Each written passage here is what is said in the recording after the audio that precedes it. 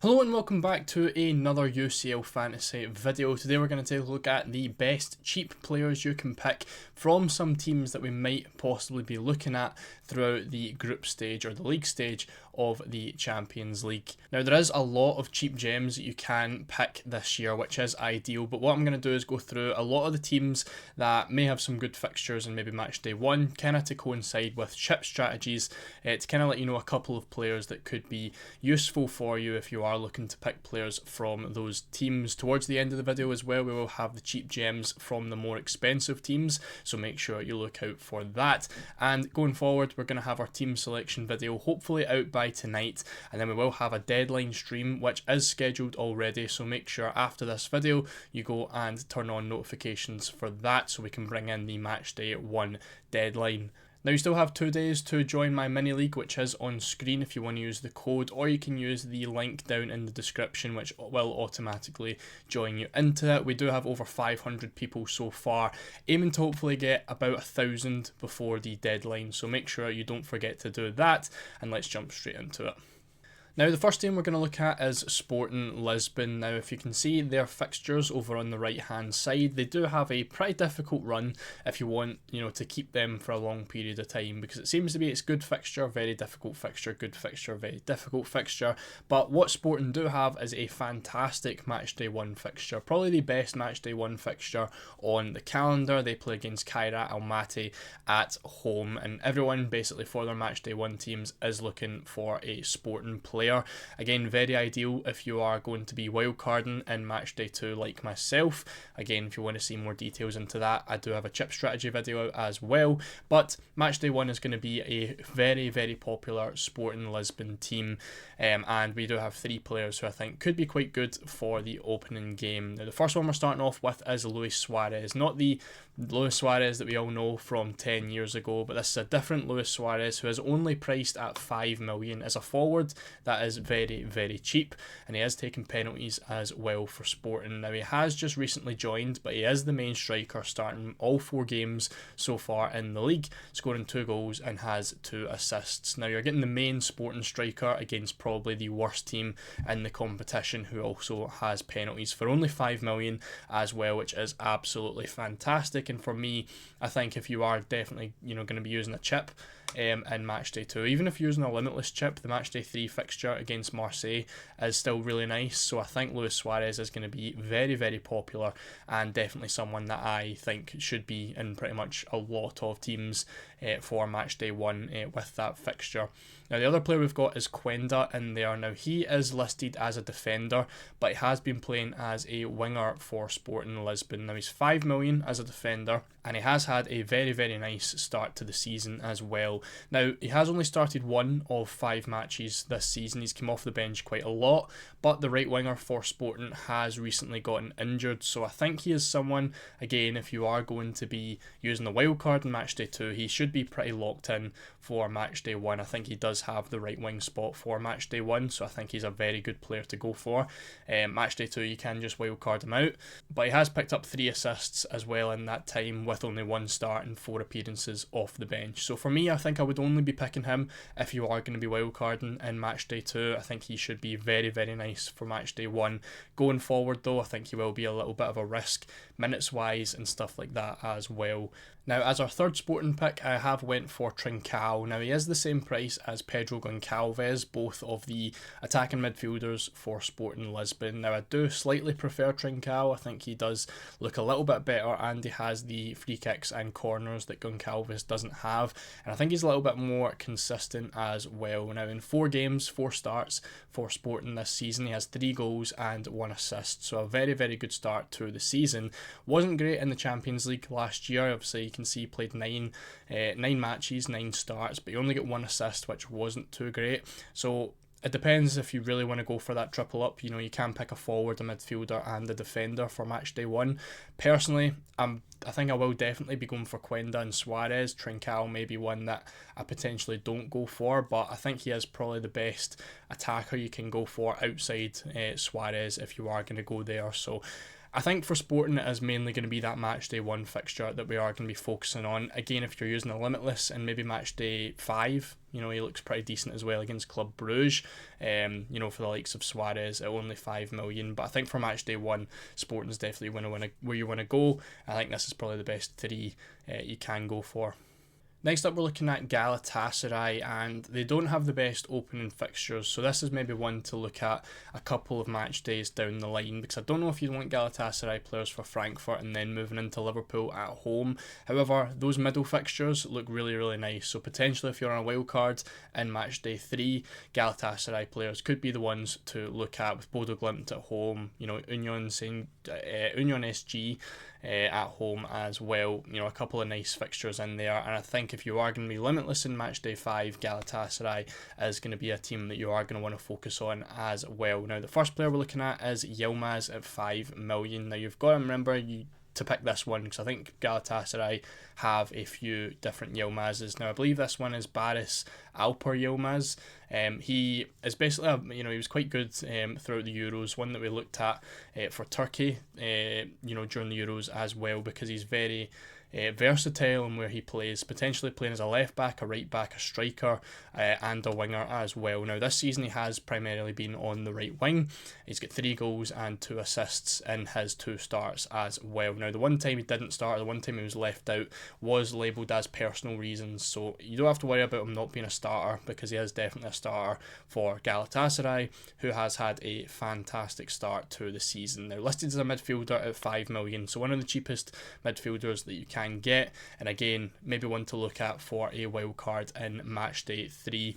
Now, the one player that I did really want to look at is El Mali as a 4 million defender. Now, one of the cheapest, or literally the cheapest defender you can get in the game at left back, and he has had a fantastic start as well and has pretty much nailed the left back spot for Galatasaray as well. He's played all 5 matches and has started all 5 games, and he has 3 goals in that time as well. Now, he picked up 2 of those goals as a left winger as well, so that is something to keep in mind as well, that he can potentially play further up the field, which does make him a little bit better. But is it just a good start to the season for him? If you look at last season's stats, he didn't score and he only picked up 1 assist in 27 starts as well. So potentially one that maybe again you can give a couple weeks to if you are going to be limitless in match day 5. You are going to have 4 more match days of stats with him to potentially look at and see if he is going to be any good or not. But at only 4 million, he looks like a fantastic bargain.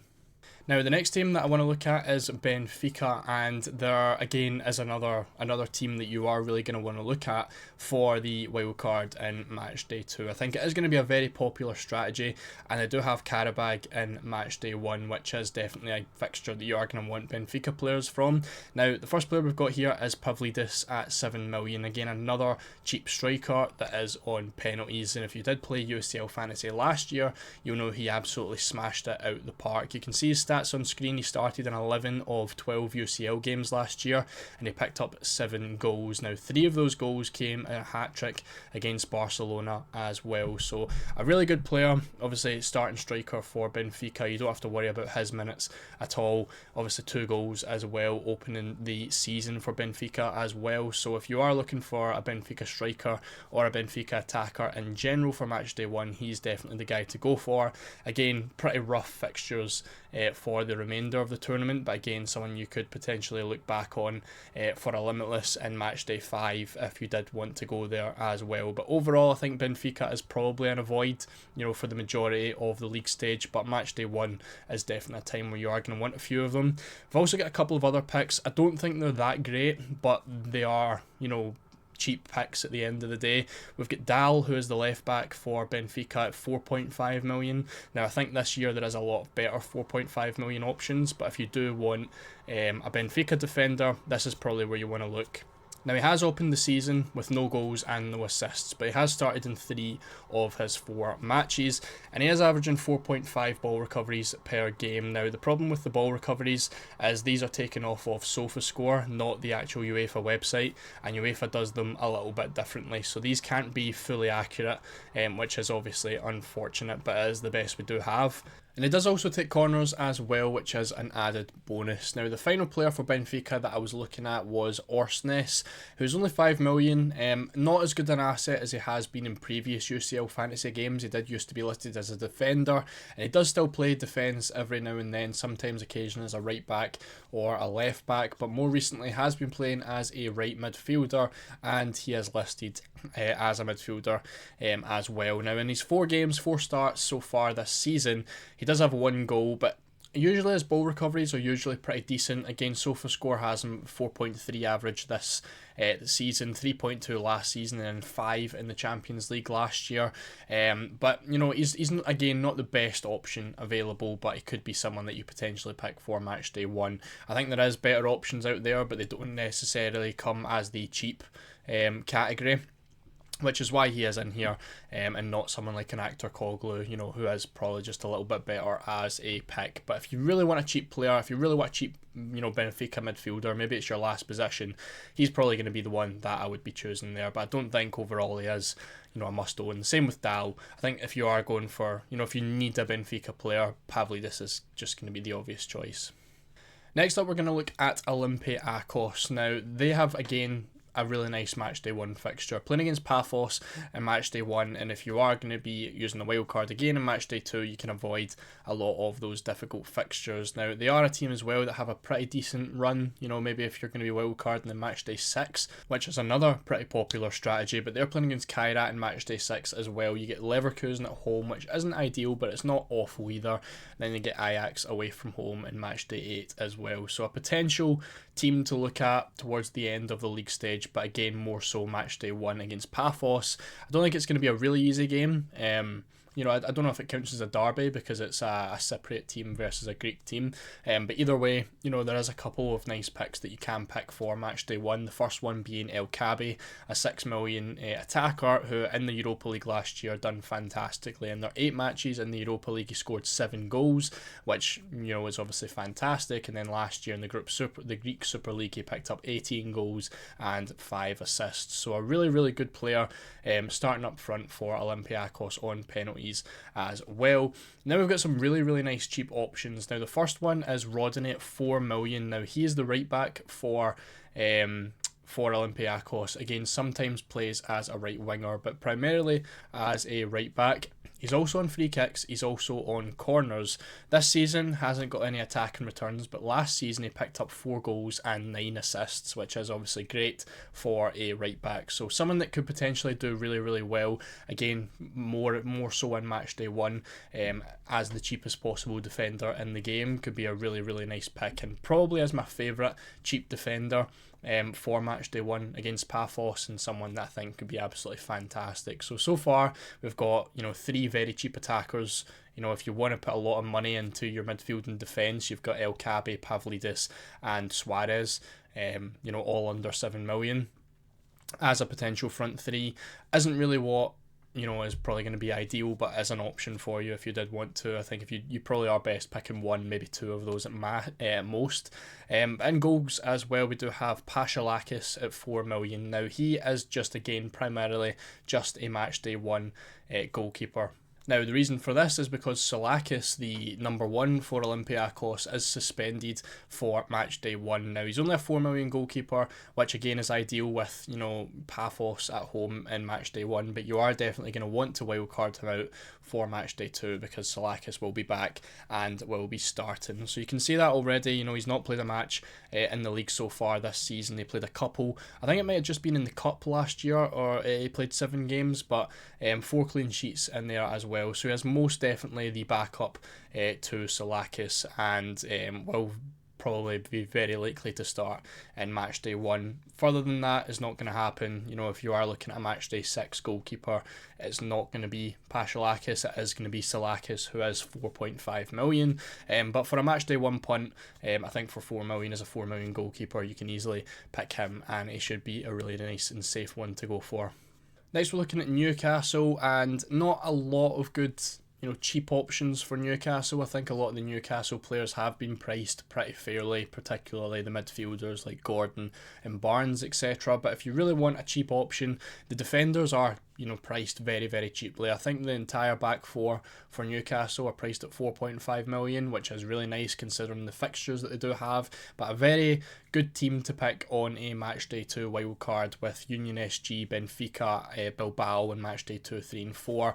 Again, myself, I'm going to be using the Limitless as well in matchday 5, so I would avoid that fixture against Marseille, and then I'd have them back for Leverkusen and PSV. So definitely will be considering a few Newcastle players. In terms of the cheap ones, you've got Waldemad up front at 7 million. We don't really know how well he is going to do so far, but Wisa is confirmed out for a couple of weeks, which means that Waldemad should be the starting striker at least for the opening 2 or 3 match days. Picked up a goal in his debut for the Premier League. Not the best stats last year. 12 goals and 17 starts. It really isn't that bad, but obviously the fact that he hasn't played every single match isn't fantastic. But signed for over 70 million for Newcastle, scored in his debut.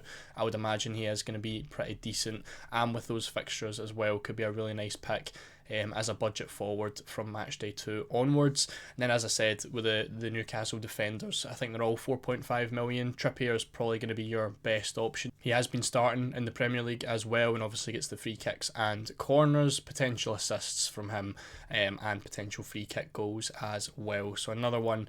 And again, like I said, you can pick Livermento if you want, you can pick Shaw if you want. They all look like pretty decent budget picks for the Newcastle defence. And then to wrap things up, we have the budget players from the more expensive teams. So your Barcelonas, your Bayerns, your Real Madrids. These are some of the budget picks that could look quite decent, and we're going to take a look at every single one of them. So the first 2 players, as you can see, we've got 2 4.5 million goalkeepers from Barcelona and PSG. I think that's already been spoken about quite a bit. Joan Garcia is the starting goalkeeper for Barcelona, 4 starts so far with 2 clean sheets, and Chevalier is the starting goalkeeper for PSG now that Donnarumma has left as well, and no replacement was signed, and he is going to be the number 1 with 3 clean sheets in 4 games as well. So 2 very, very good options. 4.5 million to get a goalkeeper from Barcelona and PSG is absolutely fantastic. In terms of how they rotate with each other, it's not awful, but it's not fantastic either, but you definitely can use it as a potential option. From match day 1, if you've got a chip strategy where you are going to be using a chip in matchday 2 and matchday 3, this is going to be the perfect goalkeeper rotation for you, because they rotate well in matchday 1, 4, 5, 6 and 7. Obviously everyone plays in the same day in matchday 8, so you would probably just play Joan Garcia there against Copenhagen at home. But matchday 2 and matchday 3 are the 2 days in which they play at the same time. Obviously they play against each other in matchday 2, which isn't ideal. Matchday 3, they do play at on the same day as well, so you're not going to have 2 options in goals, but you definitely can go for this. I think if you, for me, I'm using the Limitless in matchday 2, so it would only really be matchday 3 that I would have to worry about it. But if you are maybe Limitless in matchday 2 and wildcard in matchday 3, this is definitely a fantastic option that you can go for. And I don't think you have to worry about them losing their spot either. It's not like Pena last year was at 4 million. He lost his spot at some point. I think Garcia and Chevalier have a very good chance of being the number 1s for the entire season for both their teams. We also have another cheap goalkeeper in merit for Napoli. Now, he is the starting goalkeeper for Napoli. Started in 2 games and kept 2 clean sheets, but he picked up a slight injury, and that meant that Milinkovic-Savic, the new signing for Napoli, started in goals for them, and he has been playing while Merit has been out. Now, he is also 4 million, so Napoli are playing against Manchester City in matchday 1, so he is not an option that you would be starting with.